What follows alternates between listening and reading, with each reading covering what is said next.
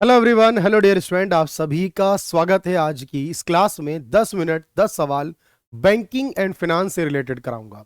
आप जानते हैं कि इसका डे 1 और डे 2 आप ऑलरेडी कर चुके हैं और बेहतरीन सवाल आपने वहां पर सॉल्व किए हैं। उसी तरह के सवाल आज की इस क्लास में होंगे।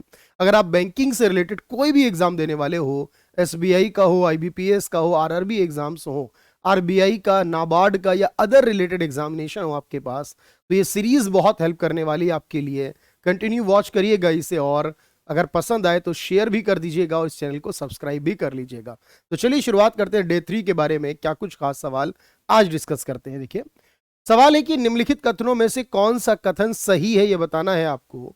और ये क्वेश्चन दिया गया है करेंसी से रिलेटेड, मनी से रिलेटेड। देखो, यहां पर आपको एक बात याद रखनी है कि जो करेंसी हम इश्यू करते हैं, 50 पैसे का कॉइन अब जनरली यूज में नहीं होता है बेसिकली, या उससे छोटे कॉइन अब यूज में नहीं होते, लेकिन 1 रुपए से लेकर 1000 रुपए तक का कॉइन यूज हो सकता है देश में।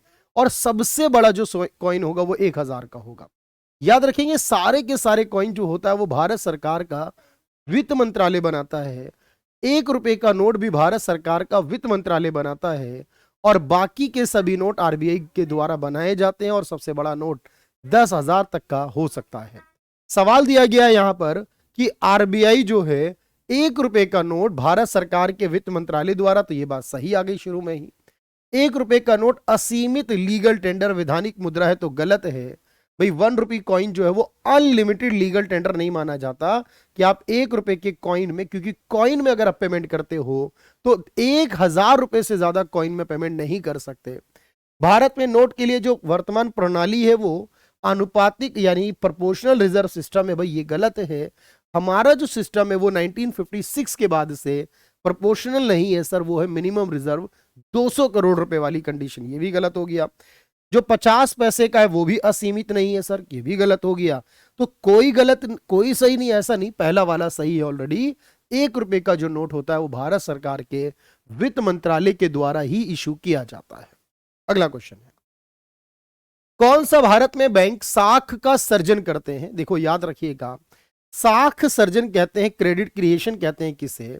सर जो बैंक में पैसा जमा होता है, फिर यही पैसा बैंक वाले किसी को इन्वेस्टमेंट के रूप में आगे दे देते हैं या लोन एडवांस के रूप में प्रोवाइड कर देते हैं, और इसमें से कुछ अमाउंट सीआरआर का रखना होता है जो आरबीआई के पास जाता है। यानी जनरली क्रेडिट का क्रिएशन जो होता है वो डिपॉजिट करने के बाद उसको लोन प्रोवाइड करने से, और ये पैसा मार्केट में सर्कुलेट होता रहता है, घूमता रहता है, चलता रहता है। एक इंसान खर्च करता है तो किसी और की इनकम बन जाती है, वो फिर खर्च करता है तो किसी और की इनकम बन जाती है। जब लोगों की इनकम बढ़ती है तो बैंक में डिपॉजिट भी बढ़ता है, फिर वही डिपॉजिट बैंक वाले किसी और को लोन देते हैं। अब ये जो प्रोसेस है ये चलता रहता है, लेकिन ये कौन करता है याद रखो। अगर पूछा जाए कि क्रेडिट क्रिएशन को कंट्रोल करना तो आरबीआई का काम है। याद रखिए, सॉरी, कंट्रोल करना हो तो आरबीआई का काम है, लेकिन उसको क्रिएट करना ही हो अगर, तो वो बैंक का काम है। कमर्शियल बैंक वो है जो जमा करे और लोन दे। बाकी बैंक जो है वो जमा और लोन दोनों काम नहीं करते हैं, याद रहेगा। वह प्रतिशत जिसके द्वारा ऋण लेने वाला वापस भुगतान करता है उस धन से अधिक होता है जो उसने उधार लिया था। यानी अगर कोई व्यक्ति 1000 रुपए उधार लेता है तो बाद में वो 1100 वापस करता है। ये 100 रुपए जो एक्स्ट्रा वापस किए गए ये ब्याज है, लेकिन ये कौन सा ब्याज कहलाता है। देखो, जब हम बैंक में पैसे को जमा करते हैं तो बैंक हमें ब्याज देता है। जब बैंक से हम लोन लेते हैं तो बैंक को हम ब्याज देते हैं।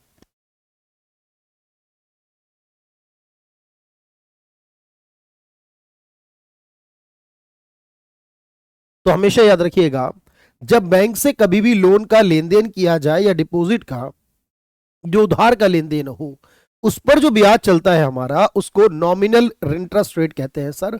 नाम मात्र या सांकेतिक भी कहते हैं, मौद्रिक भी कहते हैं ब्याज दर। क्योंकि एक्चुअल में जब आप इस नॉमिनल में से इंटरेस्ट रेट में से इन्फ्लेशन को माइनस कर देते हो, यानी कि आप देखते हो सर हमें 10% ब्याज मिला लेकिन 6% महंगाई बढ़ गई, तो बचा कितना, मात्र 4%, वो रियल हो जाता है। तो रियल से पता चलता है हम फायदे में है या नुकसान में, लेकिन जो बैंक हमें देता है या लेता है वो नॉमिनल होता है। ऐसी संपत्ति या संपत्तियों के ग्रुप को क्या कहा जाता है। जब हम कोई भी लोन लेते हैं तो उसके बदले में हमें गारंटी के रूप में रखना होता है, याद रखें भाई।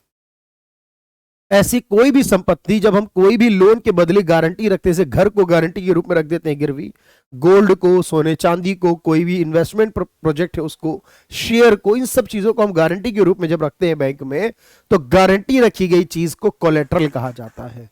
जिस चीज को गारंटी के रूप में रखते हैं वही कोलेट्रल है। इसी के अंदर मोर्टगेज शब्द आता है, प्लेज आता है। जब कोई ऐसी चीज गिरवी रखते हैं जो कि इमूवेबल है, जैसे घर अपनी जगह रहेगा, वो फिक्स है, मूव नहीं करेगा, तब मोर्टगेज कहते हैं। जो गोल्ड होता है क्योंकि वो मूव कर सकता है, तब यूज करते हैं प्लेज शब्द को। तो दोनों इसी का पार्ट होंगे, याद रखिएगा। अगला क्वेश्चन है, देखेंगे एनबीएफसी के बारे में क्या कथन सही नहीं है, गलत है, सही नहीं है। एनबीएफसी वाले मैंने आपको बताया है, जो नॉन बैंक फाइनेंस कंपनियां होती हैं वो लोन प्रोवाइड कर सकती हैं। तो पहली बात यही गलत आ गया सर, वो लोन नहीं दे सकती, गलत। एनबीएफसी का तो मुख्य काम ही लोन देना होता है। एनबीएफसी वाले चेक जारी नहीं कर सकती, ये तो सही है। एनबीएफसी वाले मांग जमा स्वीकार नहीं कर सकते, ये भी सही है, क्योंकि वो सिर्फ एफडी आरडी लेते हैं सर, टाइम डिपॉजिट लेते हैं, और उनका इंश्योरेंस भी, ये भी सही। अब सवाल में क्योंकि पूछा है कौन सी बात गलत है, सही नहीं है, तो जवाब आपका बी होगा। क्योंकि सर हम बी इसलिए कहेंगे क्योंकि हमसे सवाल में गलत पूछा गया, जबकि इसमें से 3 बातें तो ऑटोमेटिकली सही दी गई थी। तो आंसर बी कर आएंगे हम इसका, ये सही नहीं है। भारत में पहला क्षेत्रीय ग्रामीण बैंक जो कि उत्तर प्रदेश के मुरादाबाद में 2 अक्टूबर 1975 को बना था, और इसका आरआरबी एक्ट 1976 में आया था, इसका नाम है प्रथमा ग्रामीण बैंक। यही सवाल पूछा है कि पहला ग्रामीण बैंक किस वर्ष में बना था। 1975 की 2 अक्टूबर को महात्मा गांधी जयंती होती है। वैसे लाल बहादुर शास्त्री जी की भी जयंती है, लेकिन हम जानते हैं यहां मुख्यतः कंसेप्ट जो है वो महात्मा गांधी यानी फादर ऑफ नेशन की वजह से ज्यादा चलता है। आरबीआई का लेखा वर्ष क्या है? लेखा वर्ष कहते हैं यानी आरबीआई का अकाउंटिंग ईयर। आरबीआई का जो वर्ष है यानी जो रिकॉर्ड मेंटेन करता है आरबीआई, याद रखिएगा 2020 से पहले तक ये जुलाई से जून होता था, 1 जुलाई से लेकर 30 जून होता था, लेकिन 2020 से मैंने ये बताया आपको अप्रैल टू मार्च ही होता है। तो 2020 से जो आरबीआई है उसका लेखा वर्ष अप्रैल टू मार्च होगा। हाल ही में सार्वजनिक क्षेत्र के यानी सरकारी क्षेत्र के कमजोर बैंकों के लिए उनको दोबारा से बेहतर बनाने के लिए, रिवाइव करने के लिए कौन सी कमेटी लाई गई थी? दोबारा से बेहतर करने के लिए, उनको रिवाइव करने के लिए, उनकी जो स्थितियां हैं, जो खराब स्थिति है उसको दूर करने के लिए जो कमेटी बनाई गई थी, वो कौन सी कमेटी हो सकती है? देखो याद रखना। तो मेरे दोस्त, उसमें जो इंपॉर्टेंट बात है वो है सर एक Verma committee. SM Verma committee एक आई थी जो कि इससे रिलेट करती है, और इसीलिए इसको बनाया गया था ताकि जितने भी कमजोर सरकारी बैंक हैं उनको बेहतर बनाया जा सके।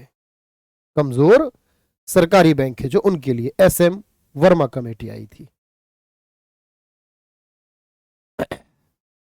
जो कि 1999 में दी गई थी।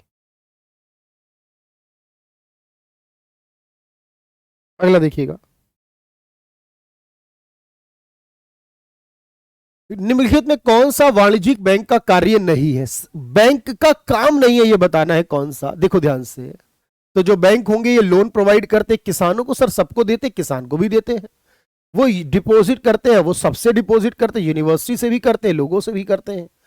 क्रिएट क्रेडिबिलिटी, क्रेडिबिलिटी भी क्रिएट करते हैं, साख सर्जन करते हैं, लेकिन कंट्रोल नहीं करते हैं। साख सर्जन का याद रखना, कंट्रोल नहीं करते हैं सर, क्योंकि साख सर्जन कंट्रोल करना, नियंत्रण करना, नियमन करना ये आरबीआई का काम है। क्रिएशन करना कमर्शियल बैंकों का काम है। फर्क इस बात में याद रखिएगा।